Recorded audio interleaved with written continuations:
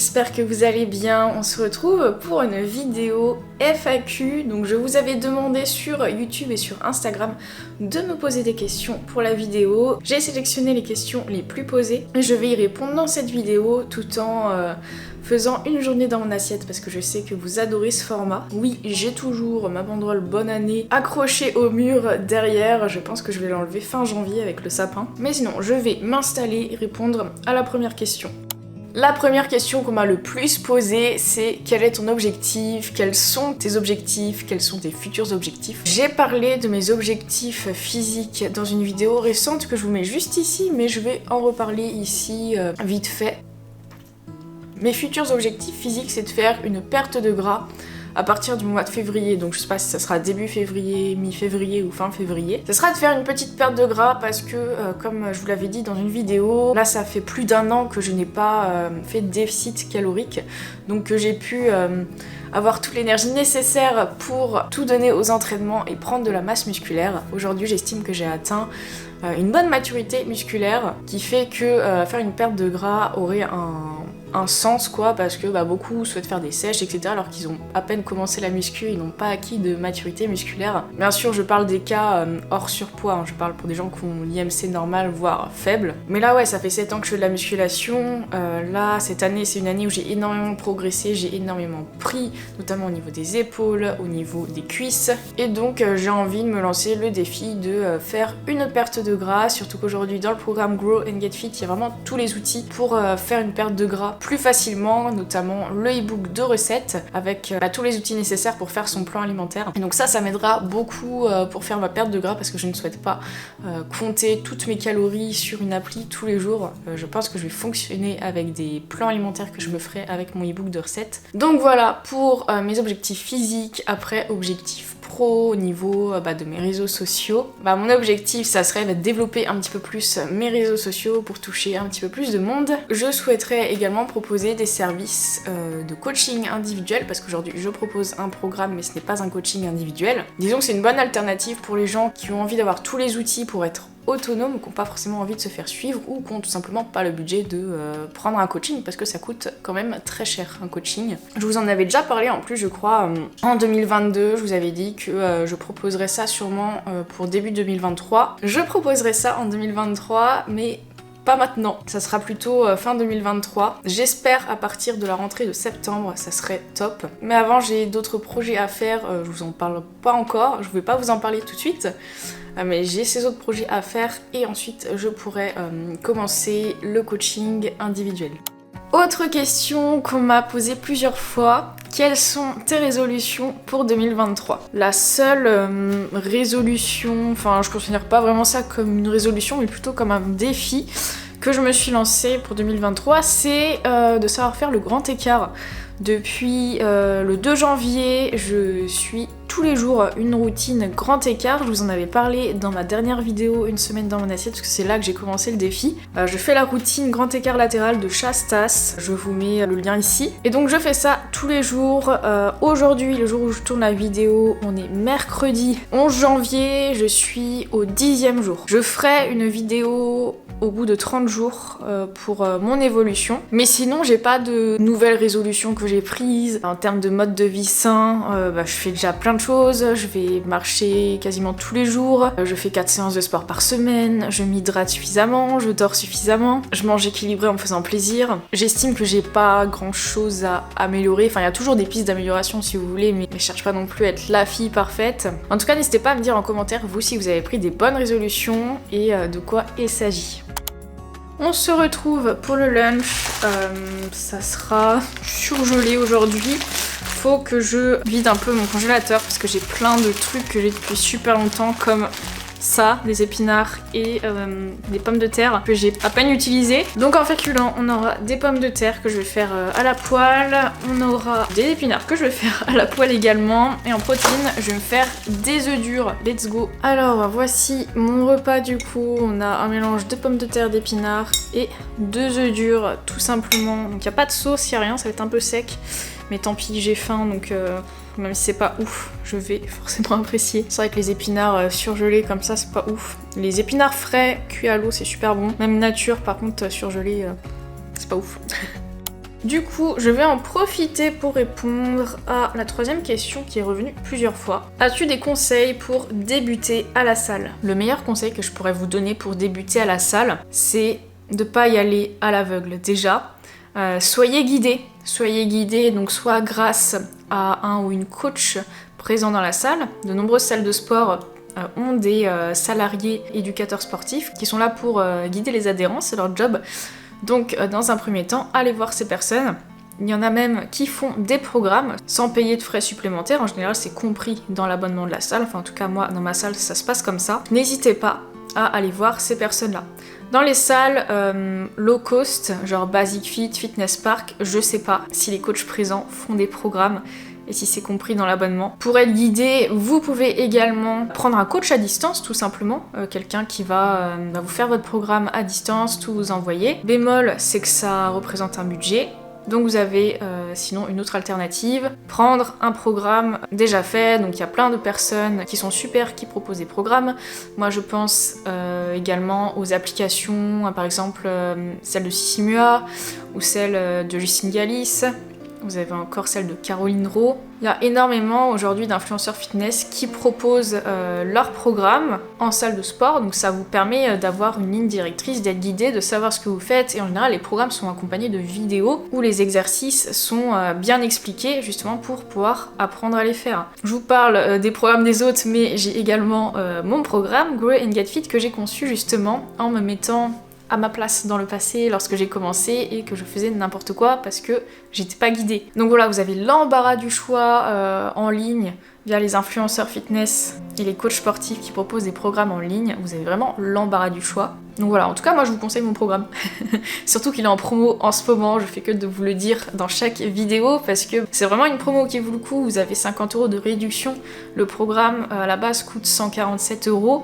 Mais là, vous pouvez l'avoir à 97 € pour un accès à vie et 6 mois de séance. Vu qu'il y a un accès à vie, vous pouvez commencer le programme quand vous voulez, vous pouvez le refaire autant de fois que vous voulez. Et en plus, il y a des vidéos justement explicatives sur les exercices où j'explique comment il faut se positionner, quelles sont les erreurs à ne pas faire, quels muscles sont sollicités lors des exercices. Il y a également des vidéos un peu sur le style de cours d'une dizaine de minutes et justement j'ai pensé aux débutants avec une vidéo de formation qui s'appelle Débuter à la salle où vraiment je vous explique tout le fonctionnement de la salle, tout le matériel, comment l'utiliser, la différence entre les machines, les poids libres, les poulies. Donc voilà, le meilleur conseil que je peux vous donner pour débuter la salle, c'est d'être guidé par les coachs présents dans la salle ou par un programme en ligne ou un coach personnel, ou sinon il y a toujours une option qui est gratuite, c'est-à-dire se former tout seul. Donc sur internet, il y a énormément d'infos gratuites, sur YouTube ou sur plein de sites internet. Le problème c'est qu'on peut facilement tomber sur des informations erronées aussi, donc c'est pour ça que être guidé c'est quand même le top pour pas faire d'erreurs. Après ceci dit, quand on fait des erreurs, on apprend, mais on perd du temps. Voilà, mon conseil c'est soyez guidés. Autre question que j'ai eu plusieurs fois et que je reçois très régulièrement par message Instagram ou en commentaire YouTube. Cardio ou muscu pour perdre du gras? Pour perdre exclusivement de la masse grasse et conserver de la masse musculaire, il va dans tous les cas falloir faire du renforcement musculaire, que ce soit à la maison ou en salle de sport, pour solliciter ses muscles, pour faire comprendre au corps qu'on en a besoin et donc que le corps ne se mette pas à puiser dans les muscles lorsqu'on va faire le déficit calorique pour perdre du poids. C'est pour ça que moi je conseille vraiment la musculation si lorsqu'on veut maigrir, on souhaite perdre uniquement du gras. Sinon, si on ne fait pas de musculation et qu'on fait que du cardio, on va aussi taper dans la masse musculaire. Et ça, c'est pas forcément ce qu'on veut. Et du coup, à quoi ça sert le cardio? Le cardio, en fait, ça va être un bon moyen d'augmenter sa dépense énergétique, donc de permettre d'avoir une maintenance calorique plus haute, pour qu'en déficit calorique on soit plus haut en calories tout simplement. Si lorsqu'on ne fait pas de cardio on dépense 1900 calories par jour, du coup pour être en déficit on va se mettre à peu près à 1500 calories, et si grâce au cardio on est à 2200-2300 calories par jour, ça veut dire qu'on pourra manger 1900 calories pour être en déficit. Voilà, ça permet de manger plus. Alors après attention, c'est pas non plus miraculeux parce que le cardio ça augmente aussi la faim. Donc ça peut aussi pousser à manger plus, donc c'est pas toujours la bonne stratégie. Mais à petite dose, c'est un bon moyen d'augmenter sa dépense énergétique et donc de favoriser le déficit calorique quand on veut perdre du gras. Mais si on souhaite perdre uniquement du gras et maintenir sa masse musculaire, il faut faire de la musculation. En général, la stratégie la plus répandue et qui fonctionne chez le plus de personnes, c'est de combiner musculation et cardio. Faire par exemple 3 séances de musculation et 2 séances de cardio, ou alors 3 séances de musculation et 15-20 minutes de cardio après sa séance de muscu par exemple. Et si on déteste le cardio, je vous rassure, c'est pas obligatoire même pour perdre du gras. Pour perdre du gras, la seule règle, c'est le déficit calorique. On n'est pas obligé de faire du cardio pour être en déficit calorique. On peut plutôt faire de la marche. Alors la marche, ça reste un cardio, mais c'est très très léger. Ça stresse pas du tout les articulations, ça fatigue pas. Donc si on déteste le cardio, on peut faire de la marche pour augmenter sa dépense physique. Ajouter de la marche ou du cardio, c'est une bonne stratégie. Il est presque 20h, j'ai pas pris de collation parce que j'avais pas spécialement faim et j'étais trop concentrée à faire un truc. Et du coup j'en profite pour répondre à une question qui était: quelles sont tes passions du moment hors muscu? Je sais pas si je peux considérer ça comme des passions, mais plutôt comme des passe-temps que j'adore faire en ce moment quand je travaille pas. C'est d'un côté la lecture, je viens juste de finir le tome 2 de cette série là, c'est la série Un palais d'épines et de roses. Donc j'aime bien me poser pour lire, mais c'est pas non plus une passion. Et j'aime bien dessiner. À Noël j'ai eu du matériel pour dessiner, parce qu'à la base je dessine au crayon de bois HB classique. Mais j'ai reçu tout un kit avec plein de crayons à papier, de pinceaux, estompeurs, etc. pour faire des trucs bien. Et ce que j'étais en train de faire tout à l'heure, qui m'a fait oublier de manger, voilà, j'ai commencé un dessin comme ceci. Je me suis pas mal améliorée ces derniers temps en dessin. Bon, bien sûr, ce n'est pas fini, il manque les cheveux et le haut du corps. Là, c'est le dernier dessin que j'ai fait juste avec un crayon HB. On voit qu'entre celui-ci et celui-ci, il y a quand même une différence de contraste. Et le premier dessin que j'ai fait avec mes nouveaux crayons, c'est celui-ci. Voilà. Et c'est vrai que quand je suis motivée pour dessiner, je peux y passer des heures et je vois pas le temps passer. Donc voilà, n'hésitez pas à me dire aussi en commentaire, vous, quelles sont vos passions, vos passe-temps, à part le fitness. Moi, ça m'intéresse de savoir. Bon, du coup, les amis, voici mon dîner. Il ne ressemble à rien. Il s'agit de choux rouges crus avec du riz, de la bolognaise et du gruyère. Ce sont des restes. J'ai fait des pâtes bolo hier. Et en général, quand je me fais des pâtes bolo, le lendemain, je me fais du riz bolo, parce que j'aime bien aussi. Rien d'extraordinaire, aucun effort sur l'esthétique du repas. As-tu atteint ton objectif niveau fessier? Mon objectif à la base, c'était de plus avoir les fessiers plats et d'avoir un fessier plutôt bombé, un peu plus volumineux quoi. Et l'objectif est clairement atteint depuis le temps. J'ai trouvé vraiment la méthode d'entraînement qui me permet de développer mon fessier. Mes entraînements jambes sont toujours très ciblés fessiers, parce que même si j'ai atteint l'objectif, dans le fitness, la muscu, on veut toujours plus, on veut toujours se dépasser, toujours s'améliorer. Donc je continue, je m'attends pas non plus à prendre encore énormément de centimètres au niveau des fessiers, parce qu'on peut pas se retrouver avec un fessier long de 3 km. Mais voilà, maintenant c'est une habitude d'entraîner mes fessiers, j'aime bien les sensations, j'entretiens les résultats, et puis je continue d'en prendre de toute façon, parce que cette année j'ai pris des centimètres de tour de fessier, je me rappelle plus combien. Mais genre cette année j'ai dû prendre 1,5 ou 2 cm de tour de fessier. Là aujourd'hui mes objectifs ça va être effectivement de conserver ce galbe au niveau des fessiers, mais j'aimerais bien aussi muscler un petit peu plus mes quadris et mes ischios. Les cuisses je les avais un peu délaissées parce que mon objectif c'était vraiment d'avoir des gros fessiers et des cuisses toutes fines à la base. C'était ça mon objectif à l'origine. J'ai vite compris que c'était pas possible, on peut pas muscler ses fessiers sans muscler ses cuisses. Les deux vont ensemble et là vraiment les cuisses musclées, je trouve ça très joli. Donc là maintenant dans les entraînements j'essaie de mettre un petit peu plus l'accent sur les quadriceps, les ischios, tout en maintenant le travail sur les fessiers. Mais voilà, je m'égare un peu. Pour répondre à ta question, oui, mon objectif des fessiers est atteint et j'essaie de maintenir et éventuellement de prendre encore des centimètres de tour de fessier, tant que c'est possible en fait. Il me reste encore 2-3 questions à répondre, mais là il est 21h. Avec Gwen, on va se regarder Star Wars, la menace fantôme ce soir. Donc je vous retrouve demain pour répondre aux dernières questions.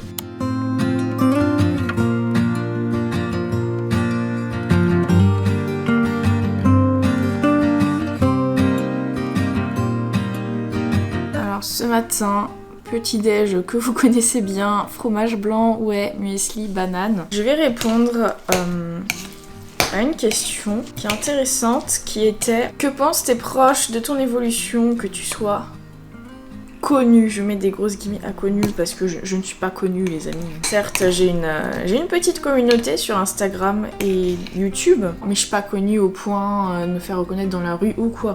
Donc je me considère pas du tout comme quelqu'un de connu, et mes proches non plus. Et ouais, mon évolution sur les réseaux, ça n'a rien changé par rapport à mes proches, à ma famille, mes amis. Par contre, le regard des gens qui me connaissent juste de vue, donc qui me connaissent pas vraiment en fait, des gens que je peux voir à la salle de sport par exemple, le fait d'avoir une communauté sur les réseaux sociaux, ça a généré énormément de jalousie chez les gens. Dernièrement, j'ai subi une sorte de harcèlement à la salle de sport parce que y a des gens qui ont trouvé mon compte Instagram, qui ont vu que j'avais plus de 30 000 abonnés, qui ont appris que je vivais des réseaux, et en fait à partir de ce moment-là, c'était un peu l'enfer pour moi à la salle. Enfin, il y a des gens qui ont commencé à se plaindre de manière groupée, comme quoi je les filmais et que je les affichais sur mes réseaux. Il y a même des gens qui sont plaints de ça à la mairie de la commune dans laquelle se trouve ma salle de sport. Donc il y a plein de dénonciations calomnieuses comme ça. Voilà, moi au départ franchement j'y faisais pas attention parce que j'ai rien à me reprocher. Et de toute façon les gens avaient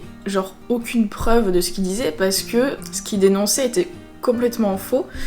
Il y a juste à regarder sur mon compte Instagram le peu de fois où j'affiche du contenu à la salle, on voit personne à part moi. Et il y a eu aussi pas mal de critiques gratuite sur mon physique. Je n'ai pas un physique d'athlète, donc je n'ai aucun mérite d'être sur les réseaux sociaux en fait. Parce que je pense que dans l'eau, il y a des gens qui effectivement font de la compétition, des choses comme ça, n'en vivent pas et du coup sont un peu dégoûtés qu'une nana lambda qui fait pas de compétition puisse vivre des réseaux par rapport à la muscu. Du coup ça crée des histoires. Moi honnêtement j'y prêtais pas du tout attention parce que j'avais pas que ça à faire. Et les histoires, j'ai horreur de ça. Mais à un moment donné j'ai dû mettre mon nez dedans parce que ça se transformait en fait en harcèlement. Et j'étais à deux doigts de porter plainte, surtout que Gwen aussi a commencé à s'en prendre un peu alors qu'il a rien demandé. Donc ouais, on était quand même à deux doigts d'aller porter plainte. Mais après voilà, la menace de porter plainte a fait que d'un coup tout le monde s'est calmé. Voilà, donc voilà la petite histoire. Le fait d'avoir pas mal d'abonnés sur les réseaux sociaux, dans mon entourage proche, ça n'a rien changé. C'est juste que quand tu commences à avoir pas mal d'abonnés sur les réseaux sociaux, en fait, il y a énormément de jalousie qui se crée autour de toi. Mais je comprends pas en fait